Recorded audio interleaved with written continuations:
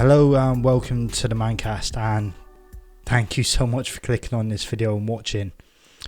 If this is your first time watching this channel, just a bit of a background on what it's all about. This is a podcast where I talk specifically about men's mental health issues. We'll try and have some light-heartedness along the way. Bit of humour, but there will be some difficult conversations about some serious subjects, but conversations that need to be had, and the more people speak about them, hopefully it can have a beneficial effect on someone. So that is what this channel is about. I'm saying that to start with tonight because this is going to be a difficult episode, but also a very important episode. About just over a year ago, I lost a very good friend of mine in very tragic circumstances, and it's something that to this day pains me. It's constantly there, forever on my mind. My friend will never be forgotten, put it that way. And he was a very popular, big-hearted, loving guy, good guy, great guy. Gone too soon, gone far too soon. So this is it's going to be a somber episode, but hopefully the intention is conversations that you don't want to have sometimes need to be had to make sure that people don't end up the same way. If you find this video helpful or think that it could help someone else, then please share, like, subscribe, hit the notification bell and all that stuff, and let's try and help some people. That's the idea. So just before I get into what happened to my friend, I want to pull up a quick article on a couple of articles. First one, men and mental health, and this is an NHS page. So it's keepingwell.nwl.nhs.uk, and it's men and mental health. For those who've not watched before, as I've stated there, I have had my own issues, my own problems. When I talk on men's mental health, it's not because I don't care about someone who's not a man and struggling. I'm a bloke. I can only really speak on men's mental health because that is what has affected me, and it is a massive issue in the UK. So the article states anyone can experience mental health difficulties, but fear of judgment or discrimination may prevent people from opening up and seeking the help they need, the support they need. The stigma tends to affect men disproportionately, and societal expectations and traditional gender roles are thought to play a big part in this.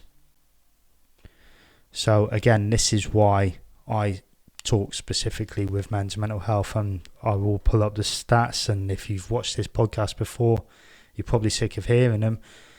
However, it's something that I want to sort of drill down on and say, look, it is an issue. This is why I'm so passionate about it. And it's something that I don't think gets spoken enough about regarding men. We have Mental Health Awareness Month, which I think is fantastic, and people will put their pictures in the bios on Twitter and Facebook and all that stuff. And yeah, great, for a month people say go and get that help without perhaps knowing how disproportionately men are affected by this, and 11 months a year not giving it a second thought. This is something that guys who struggle with their mental health deal with 24/7, 365 days a year. So someone like me wanted to make a podcast where I'm going to talk about this issue a lot, and I'm not going to apologize for that. I've seen it affect myself, which has a knock-on effect to my family, and I've seen it affect people who I care about deeply. And I've seen, tragically, the ultimate outcome that can happen. So, yeah, I'm not going to apologise about banging on about men's mental health, because it means so much to me. So, back to the article. Some stats which really highlight why it's such a men's issue. 3 times as many men as women die by their own hands. Men aged 40 to 49 have the highest rates in the UK. Men report lower levels of life satisfaction than women, according to the government's National Wellbeing Survey. I'd love to know who they survey. I've never actually completed one of these government surveys, so maybe I'm blacklisted because they wouldn't like my answers. I don't know. But genuinely, I side note, I get sidetracked very easily, and men are less likely to access psychological therapies than women. Only 36% of referrals to NHS talking therapies are for men. We are roughly 49% of the population. We are 3 times more likely to take our own life than women, and yet only 36% of people trying to get a referral to an NHS talking therapy are blokes. It states that men are often expected to be the breadwinners and to be strong, dominant and in control, all of which is not a bad thing. There's nothing inherently bad with those things. However, when you are a man suffering with issues, it can feel emasculating.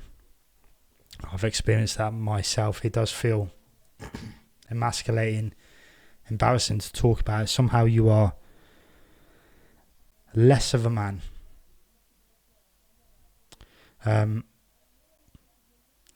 It states on here, they're not inherently bad things. They can make it harder for men to reach out for help and open up, which is 100% true. Mental health difficulties can be brought on by a range of different situations or experiences. The Mind report includes information on 3 factors which men have reported as having an impact on their mental health.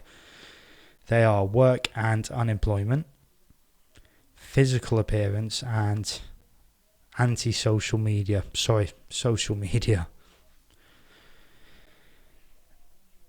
What I've experienced, because I meet a lot of guys with certain volunteering work that I do, I meet a lot of guys from different backgrounds and different experiences, different traumatic events that might have happened to them.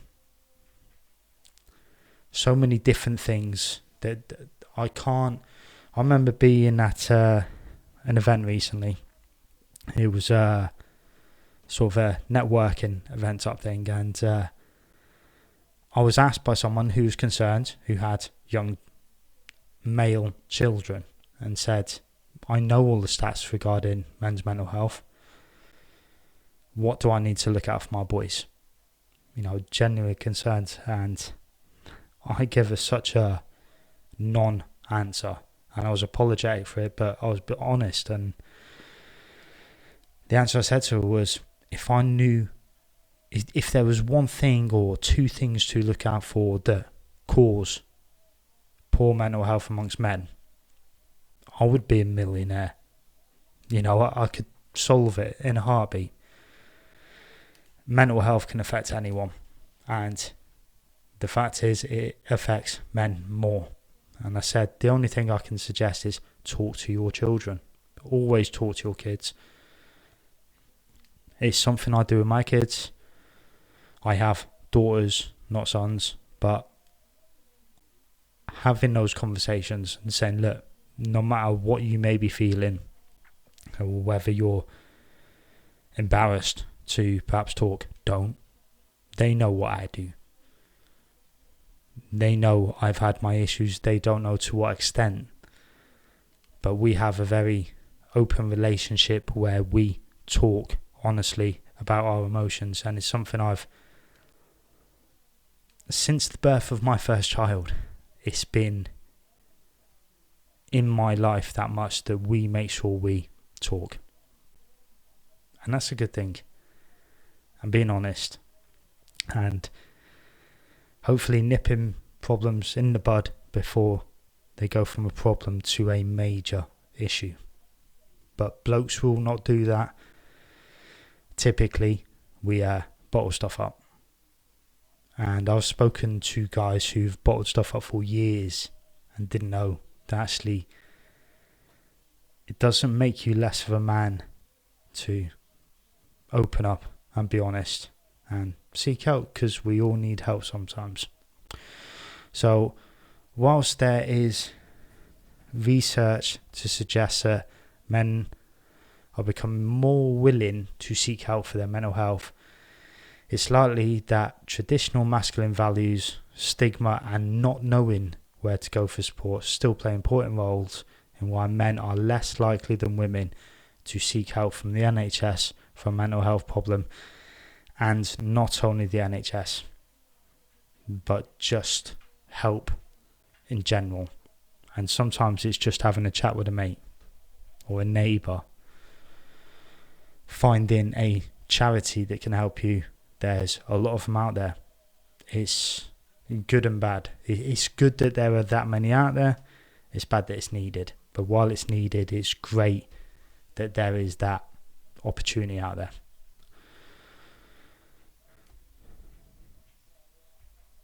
So that really highlights why men's mental health is such an issue. Something I'm very passionate about, and honestly, doing a podcast on this topic, I love football. To go on a complete tangent now, I love football. I'm very knowledgeable when it comes to football. I could do a podcast talking about football, and I could whack out a video, 3 podcasts a day, and would have so much great fun doing it. And it'd be awesome. And I'd really enjoy it. And I'd probably get a lot more views on it. But there's loads of podcasts and videos talking about football. I struggle to see many. There are some, but many channels where people just openly talk about mental health, which is something that, again, I'm passionate about because of how it has affected me and people that I genuinely care about. So again, that's why I'm doing this podcast. So in that article that I brought up, it said that men are 3 times more likely than women to take their own life. It is the biggest killer of men under 50.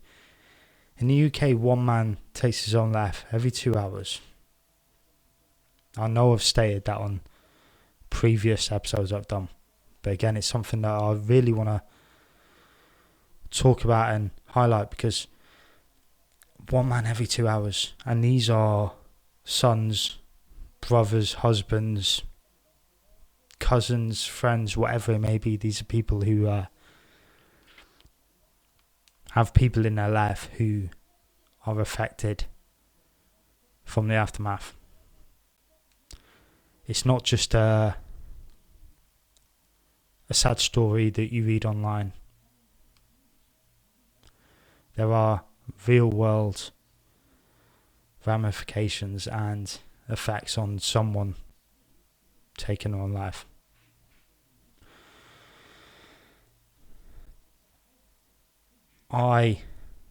So many times I've read stories of we never saw it coming.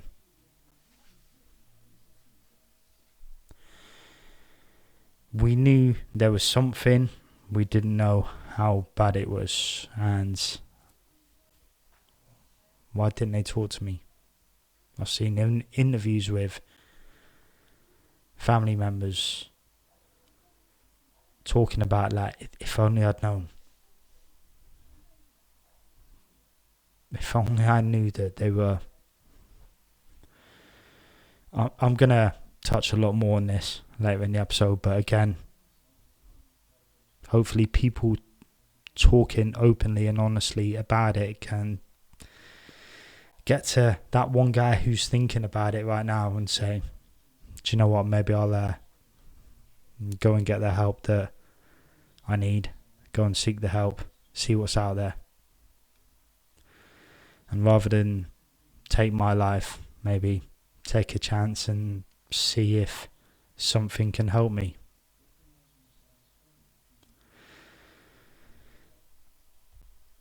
Leads me on to this article, which is from mendtogether.org, and it is understanding men taking their own life in the UK, a growing crisis. And that title of the article is spot on. It is tragically a growing crisis. Wish it wasn't. There are so many things that I wish were being done, but it is an issue that just, not only will it not go away, it's getting worse numbers wise. So, men taking their own life is a deeply concerning issue in the UK, affecting families, communities and society at large. Despite increasing awareness of mental health, suicide rates among men remain disproportionately high. This blog delves into the complexities of men taking on life in the UK, exploring the contributing factors, current statistics, and the importance of prevention. And that's what we all want to do. We want to prevent them. So in the UK, men taking their own life is the leading cause of death of men under 50. As a man under 50, every time I leave the house, I'm the biggest threat to myself, to my safety. The biggest thing I have to fear is not a car accident, not a violent attack, not heart disease or cancer or anything like that. The biggest threat to myself is myself. Men are almost 3 times more likely to die by their own hands than women. 76% of men, of people taking their own life in 2022 were men.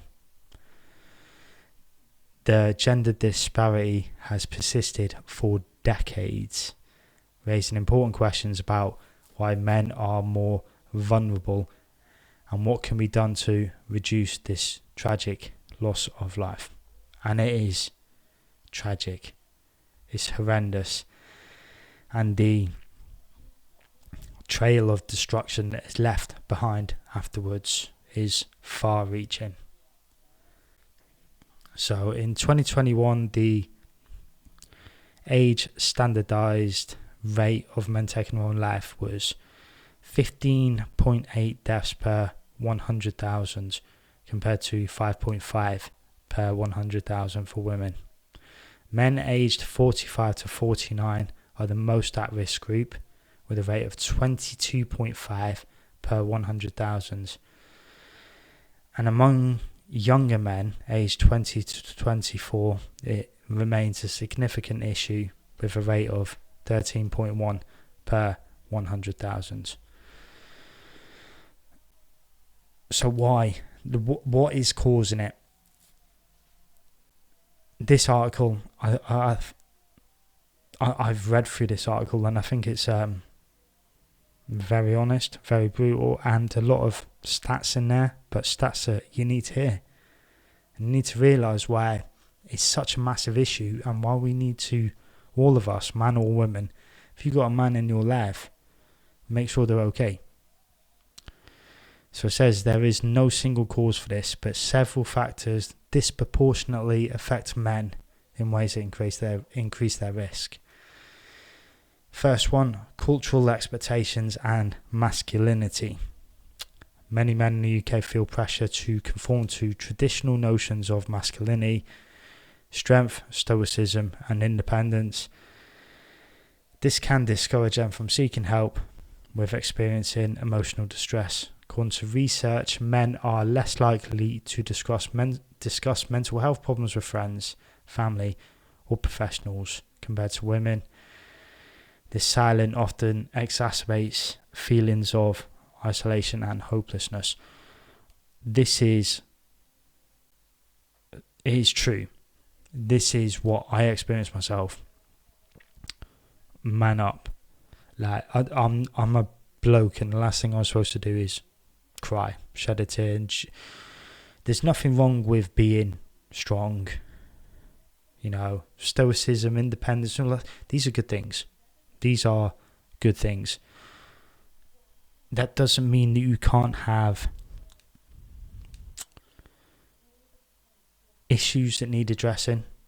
And what I learned actually speaking out was one of the hardest things I've ever done. And when I see guys now who are taking those steps to try and help themselves, I will say to them, well done, because it takes real strength, real balls to come forward and open yourself up and say, I have issues. I have this going on in my life. I'm feeling this kind of way. It's one of the harder things you can do. And actually, it takes real strength to open up and do that. But we tell ourselves that it's weakness. It's not a sign of weakness. As already stated, we all need help sometimes. But actually reaching out and getting the help, you are taking those steps. You are doing that. That takes an incredible amount of bravery to do it in the first place. Because there's that fear of being ridiculed or judged or looked upon differently. And you're going to walk through all that and say, but I'm doing it anyway. Despite how difficult it is, you are taking those steps. Yeah, that's real strength to me. Economic pressures. Financial insecurity is a known contributor to mental health problems and suicide risk. Men, particularly those in middle age, often face pressures to be the primary breadwinner. Periods of unemployment, job loss, or economic instability can significantly affect their mental health. During the 2008 financial crisis, male rates increased, and there are concerns that the current cost of living crisis could lead to a similar rise. I'm hearing this from a lot of guys that I see. We are in a very difficult economic situation at the moment that does not seem to be getting any better, and I'm not sure if it will anytime soon. Of course that has an effect. Of course it does. So maybe it's more important than ever just to keep an eye and speak to the guys and girls in your life and just make sure everyone's okay and have those conversations. Relationship breakdown. It's quite an obvious one. Men are also more affected by relationship breakdowns than women, partly due to lower levels of social support. Divorce and separation can lead to a loss of contact with children, family, and support networks. Not to generalize, but I hear a lot when relationships break down and there's children involved, how fathers can lose contact with their children. My kids are the reason I'm still here. And I speak with a lot of guys who are going through sheer hell because of loss of contact with their kids, who worship their kids and sometimes feels like their kids are weaponized during a relationship breakdown. It definitely does. From the stories I've heard, from things that I've seen, it definitely does come across that way. And also, if you were used to having a house full of children and then all of a sudden you are alone, it can intensify feelings of loneliness. Studies show that men are more likely to take their own lives in the aftermath of a relationship breakdown. And substance abuse, alcohol and drug misuse is often linked with guys taking their own life. In many cases, substance abuse is used as a coping mechanism to deal with emotional pain, basically mask that pain. However, it can worsen mental health problems and increase impulsivity, making men more vulnerable to taking their own lives during moments of crisis. These are issues that it can affect men and women. I know the stats are there. It disproportionately affects men. I think we struggle to talk. We have a level of expectation we place upon ourselves, but also society places upon us.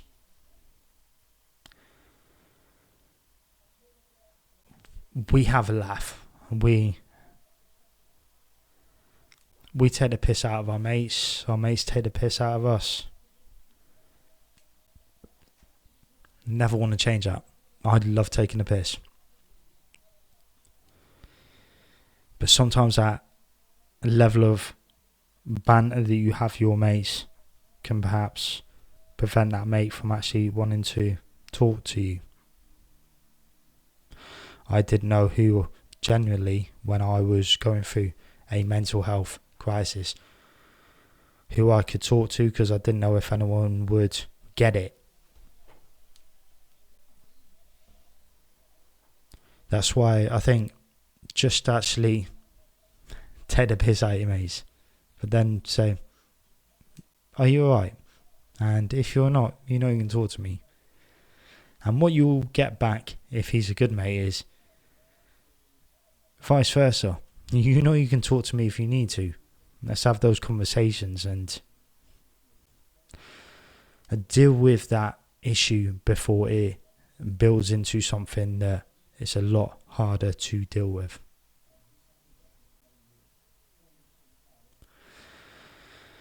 It's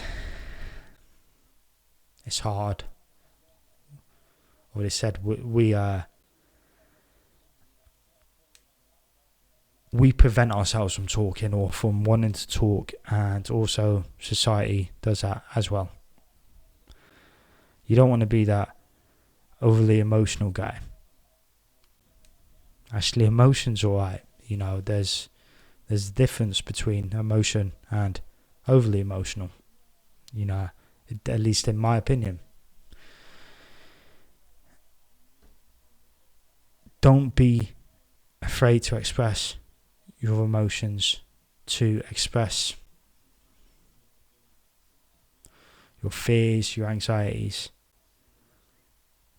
Bottling them up won't make them go anywhere. And you will find there are people or charities or organisations out there that are prepared to listen. It's difficult finding them. I know it is, and I would have said it takes real balls to put your head above the parapet. You are, once you've done that, you are there to be shot at. And I'm fully aware of that. And people will use, unfortunately, there are some people who will use it as something, as a stick to hit you with. But those people are arseholes, Unfortunately, you tend to meet a lot of them. Move past them and move on to the good people, and there are good people out there who will genuinely want to help you.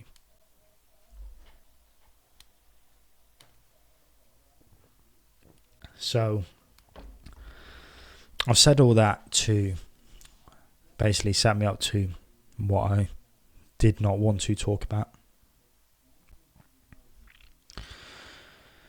And the reason I don't want to talk about it, and one, I'm a man and we don't like talking. Two,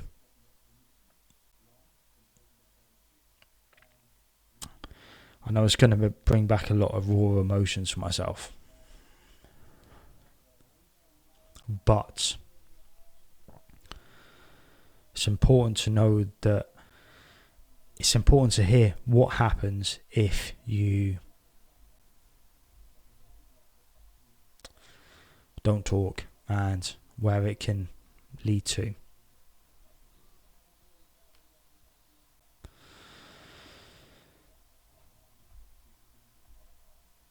I,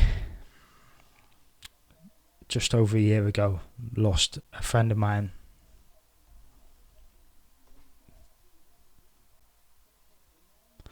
He took his own life.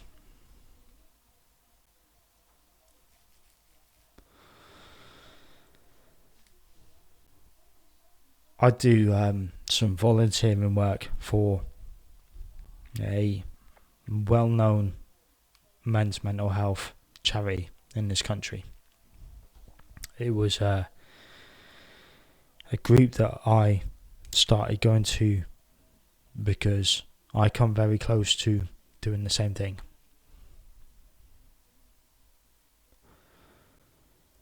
I've been volunteering there for over 6 years now. This guy come along because he was going through a very difficult time. He was the kind of guy who always had a smile on his face, always had the worst jokes. I couldn't even repeat half of the jokes he said online because I think the video would be taken down in 2 seconds flat. He was that kind of character, a real character. Heart of gold. Genuine heart of gold. And was dealing with a lot of stuff, a lot of issues, a lot of emotions, a lot of trauma.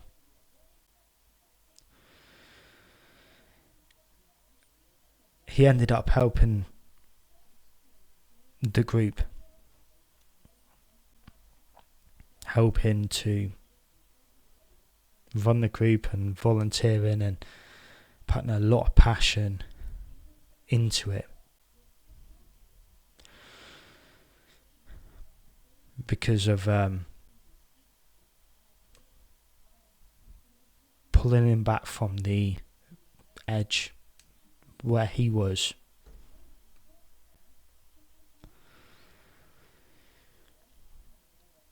Unfortunately, he become that depressed, and there was still we're still men. Even once we've opened up, we still find it difficult to continue to open up and talk.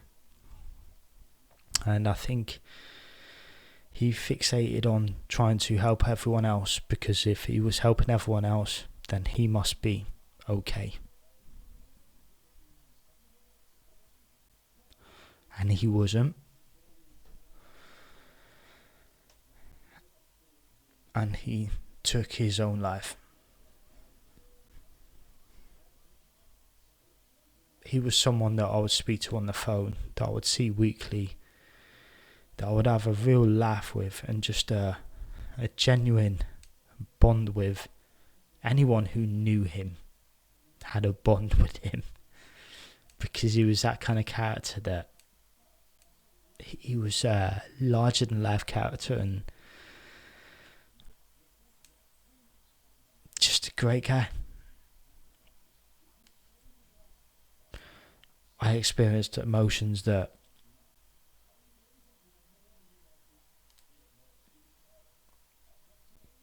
I've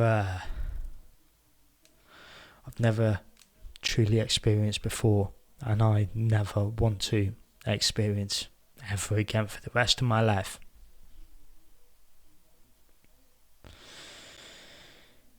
It's a different kind of pain.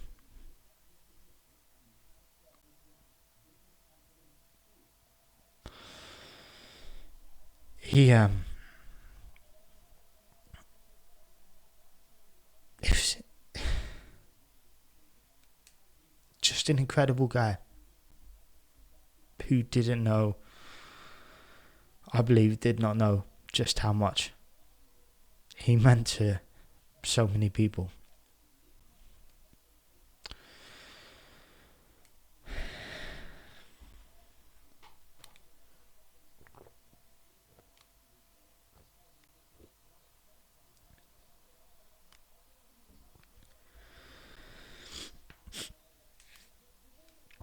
This article I've pulled up is on minds who do some great stuff regarding mental health.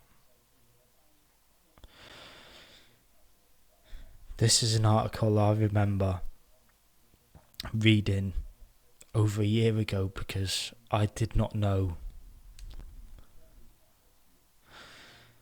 whether what I was feeling was normal.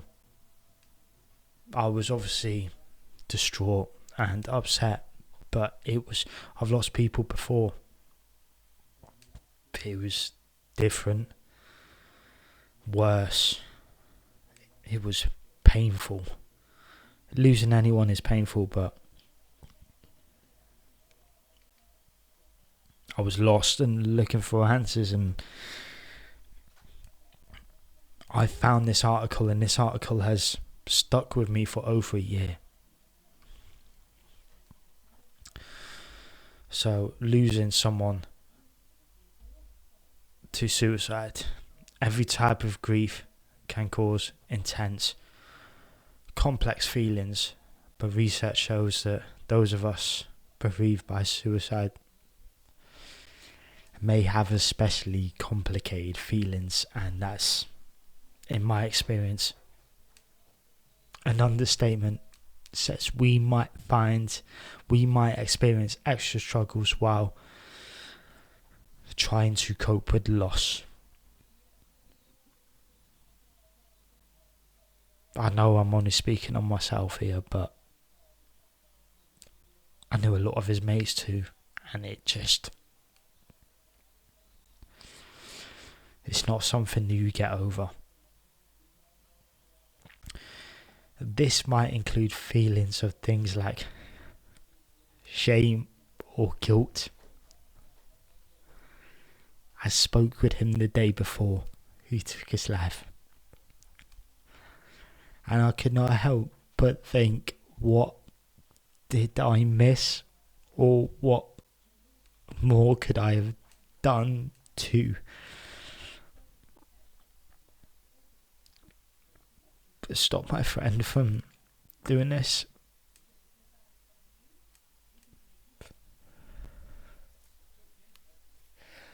That pain is...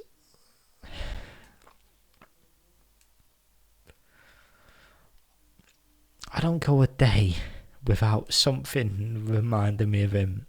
He was a smelly.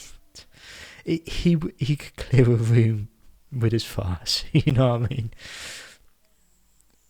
I smell something. I'm like, oh, what's that smell? It's James. You know,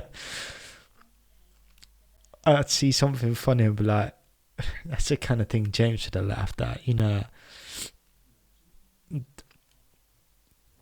a year on and he's there all the time.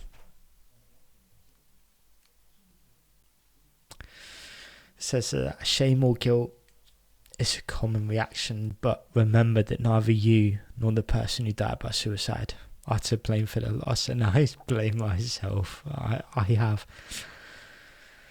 I have blamed myself so many times. Like, why didn't I see that he was that bad?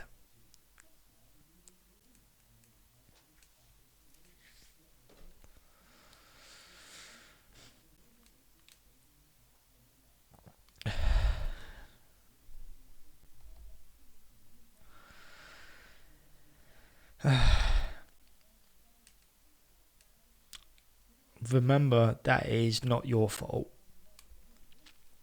The causes are very complex. There's rarely one single cause. As much as we might want to, it's unlikely we can ever fully understand what led to someone taking their own life.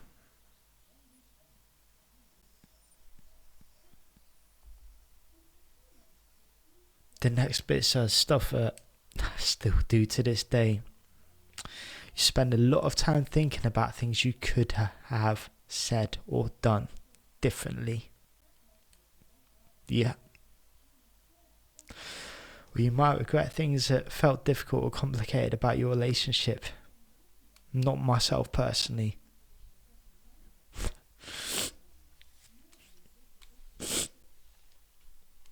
Having these feelings does not mean you're to blame.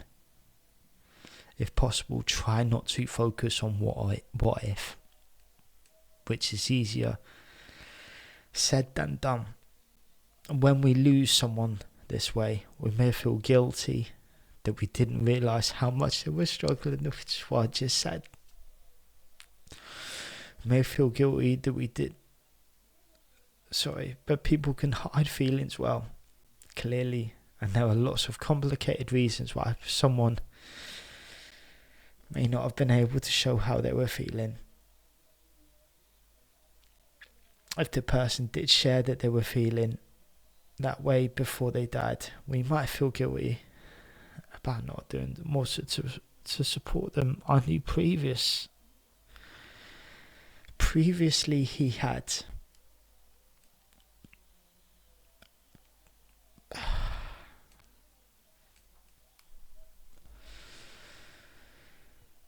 we may feel blamed by those around us. There's still a stigma around men taking their own life, anyone taking their own life. We may feel judged by others.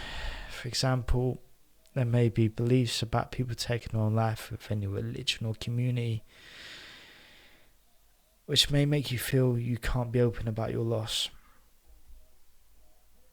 The person we lost may have blamed us.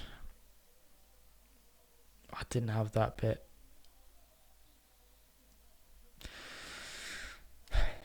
So finally on this article, remember when we lose someone to taking their own life, we go through many different complicated emotions, and there is no right or wrong way to feel or to react.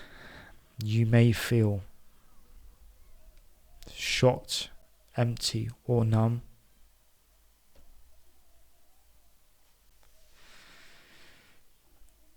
I went from numb to distraught. Like there's no way, no hope or way of carrying on. You may experience those feelings yourself. Having experienced those feelings myself prior, and a promise that I made to my daughter. I can't lie. That thought entered my head and it soon went, because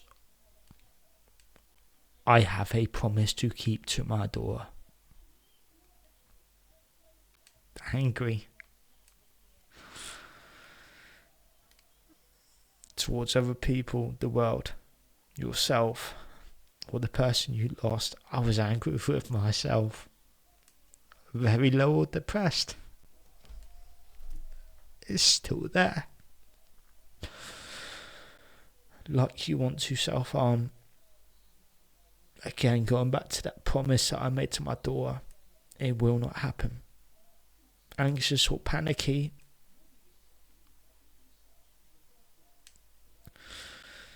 isolated, or like no one understands what you're feeling, you know. I was mates with a lot of guys that he was mates with.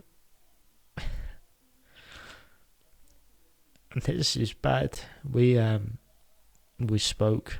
We went to his funeral, and we didn't actually talk properly till coming up to the 1 year anniversary, and then it come out, and we were all feeling the same, but didn't want to talk to each other, and traumatized by what happened.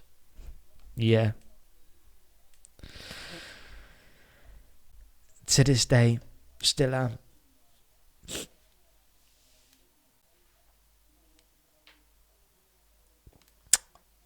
One thing that really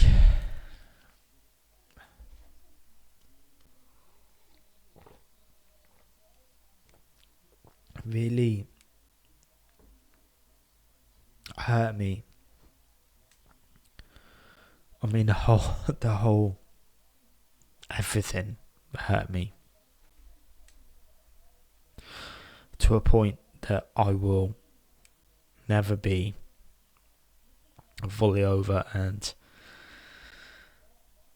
as I said, I think of that guy, he will pop into my head on a daily basis, and thankfully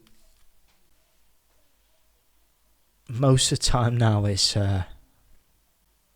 because he was such a character.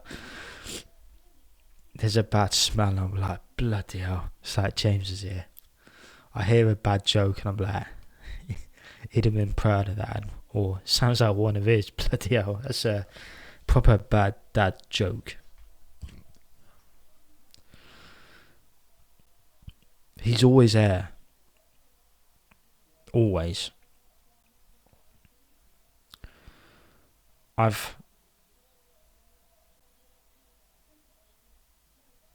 Where I volunteer for with regarding men's mental health, his picture's up every time we meet. And when I hear people talking in a similar way, I'm like, you are not doing it. Because I'm not going through that again. From a selfish point of view, I'm not going through that again. He is that pain will stick with me forever. But I'm actually at the point now where if I talk honestly, I will well up and cry because it bloody hurts. But most of the time I think of him, it's in a positive way. And I remember those good times. I remember the bad jokes, the bad smells, the inappropriate things you would say that were just hilarious.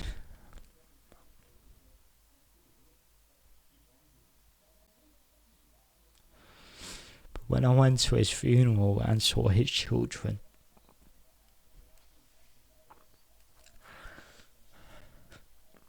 I have kids myself, and I come very close to putting my children through exactly the same thing, or child, because I only had one at a time. And that brought a whole other level of guilt. Those kids who were,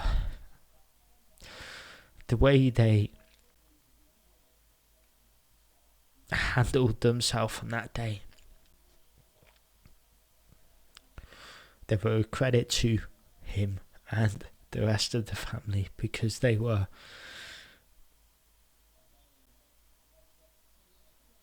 handled themselves better than myself and some of other James's mates did, because we were a mess and they were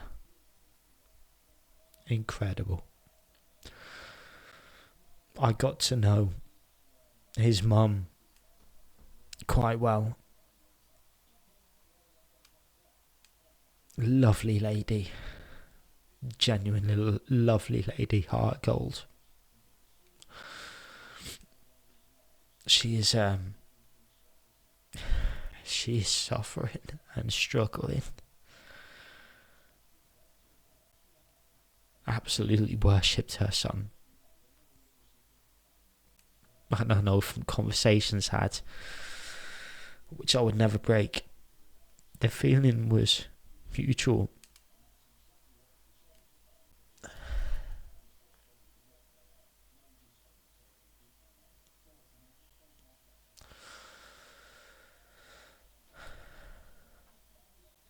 Over a year on, that pain still feels like a dagger to the heart.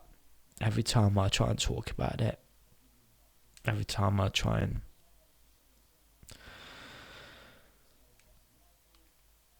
mention it as a cautionary tale to someone or anything like that, it hurts. It hurts so bad.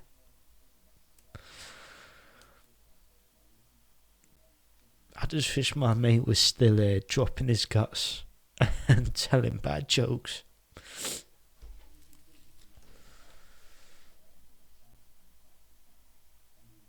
It can't be the answer. Genuinely can't be the answer, because that pain does not go away. It's a trail of destruction it leaves behind. I know when I was at my lowest, I come very close to it. Not because I wanted to hurt other people, but I wanted to stop the pain that I was going through. That pain is real. I didn't take my own life. That pain goes, that pain fades. If you make that choice, I'm not sure if the pain that is left behind ever goes or fades. And it might be a blunt way to put it, but from my experience, it's true.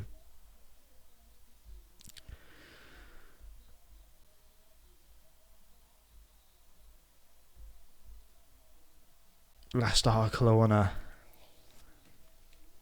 just quickly bring up before I wrap this up and go and blow my nose, because it is running in.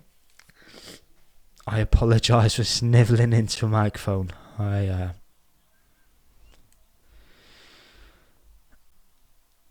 apologise. Every time I bring up my mate, it hits me hard. So this is the mentalhealthfoundation.org website. Breaking the silence, the urgent need to talk about mental health. Mental health has often been pushed into the shadows, discussed in hushed tones or not discussed at all. Yet the truth is, mental health issues affect millions of people worldwide, regardless of age, gender, race or socio-economic status. The silence surrounding mental health not only isolates those who are suffering, but also perpetuates the stigma that keeps them from seeking help. The time to break this silence is now, 100%. This article explores why it's crucial to have open conversation about mental health, how these discussions can lead to healing and societal change, and the role of the Help Me Too movement in fostering these essential dialogues. So the power of silence, how stigma and shame keep us quiet. The stigma associated with mental health is pervasive and damaging. Many people are reluctant to talk about their struggles because they fear judgment, rejection, or misunderstanding. The stigma is not just a social issue, it has profound psychological effects on those who are suffering. When people feel ashamed of their mental health challenges, they are less likely to seek the help they need. The silence can lead to worsening symptoms, increased isolation, and in some cases, tragic outcomes, like people taking their own life.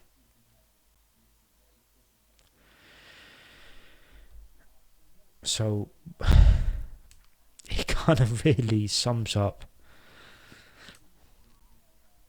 what this podcast is about, and talking and getting the help. Why talking about mental health matters.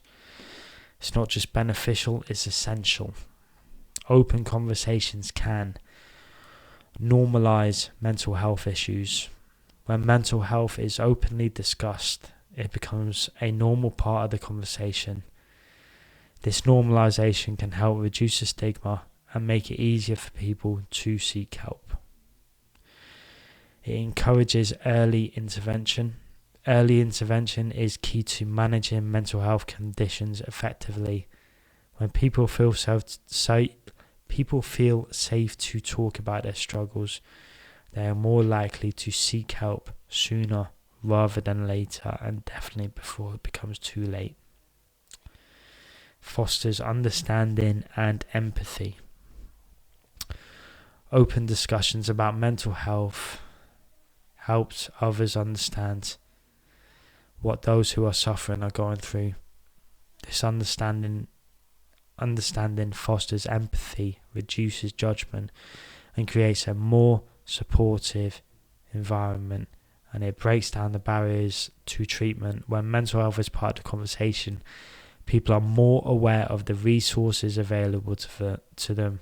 This awareness can break down barriers to treatments, such as a lack of knowledge or fear of seeking help. That just briefly sums up why you need to talk, and it's bloody hard.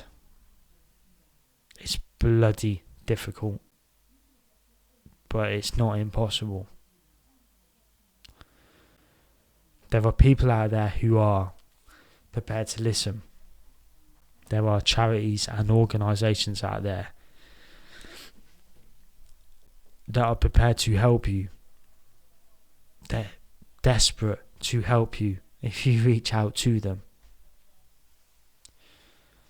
A lot of the time, these organisations and charities have people volunteering for them, who are volunteering not because they want to do good and they think this is a nice thing to do because it's an issue. A lot of the time, it's guys like myself who actually get it. Guys like myself who come close to taking my own life. I know what that pain's like. I know how it feels to be that desperate and isolated. And I had someone similar to me before me helping me through that stuff. Guys who actually do understand. Not because they've read a textbook or got some degree, but have studied at the school of life, and been through that crap time themselves. And when I say I get it, and you think, no you don't, a lot of the time you'll find someone who actually is involved in this topic because they do get it, and they know how hard it is to reach out and get help. but they done it themselves, and now they're trying to give back.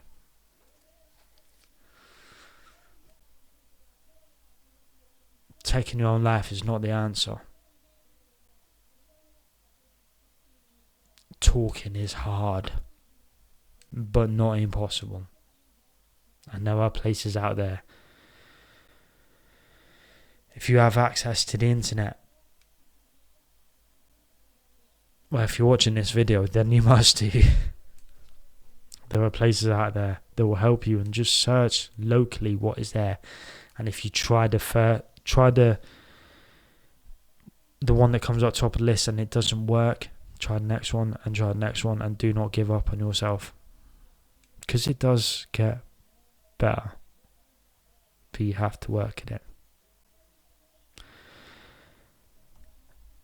In the meantime, if you are literally at the point where you are just unsure what to do and you just need someone to talk to now, the Samaritans are there 24/7. Ring them and talk to them. Someone will be at the end of the phone to listen. 116 123. It's free. What do you have to lose by ringing them? Give them a ring and have that chat. And I know people who've used this service so many times. I know it's saved people's lives. What's a phone call?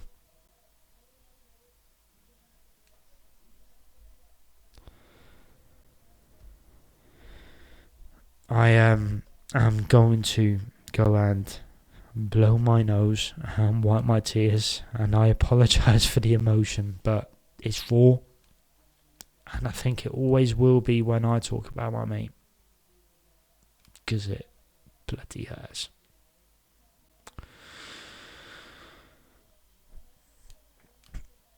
Thank you for watching.